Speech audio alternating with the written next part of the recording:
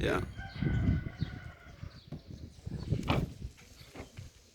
Yo, what a gun. Ziri say linjani muri bwanji ziri kufambira mara. So nasi ndiri kumara ndiri kuchita on. As you can see that ndakato flex up and ndakatorara ndakatopika kekurarisa. And then I got a call from dara wangu Matsi Baba Nicolas Zakaria. Zvikanzi tine chibrandada chandiri kugadzira mustudio na Simon Mutambi. Ndikati wow, pasangana makingpin esungura madhara esungura rega tinochiona imi munozora ndifambe ndega ndinofamba nemi ndida kukuratidza zviri kuitika. So come through. Mudhara uyauya taimuziva akapenga kubva madays ake zvichirimo here hatisati dzapera here ngatione ande come through.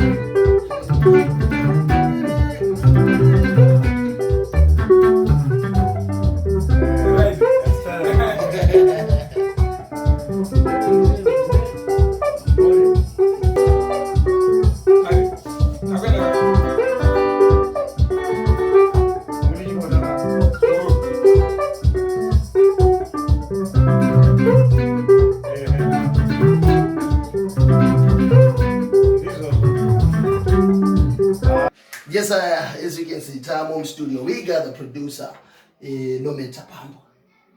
Dzakadziya futi dzodzi panyaya dzemagitari pakuridza futi dzakaipa. And then we got Mukoma Simon Mutambi. Yeah, namdara varipo zvekare na prophet unonzi prophet achapedzisa na rhythmist Bla Fidza Elder Fidza. All right, so mudara Namukoma Simon ndiri kuona muri kugadzira chibrandada chakaipa. What's the name of this song uye vanhu vangaitarisire kuti ingabude zvarini? Song inonzi Bvuma Kurayirwa. Yeah. Alright. And vanhu vangaitarisire zvarini pamhepo? Tiri kutarisira kuti panopera svondo mbiri tofanira kuita pachidanho chokupedzisira. Alright. And ndaona inini. Alright. Indobvumidzwa kubvunza anything. Ndaona inini makunyanyofamba naMutambi mazuvano achikubatira base.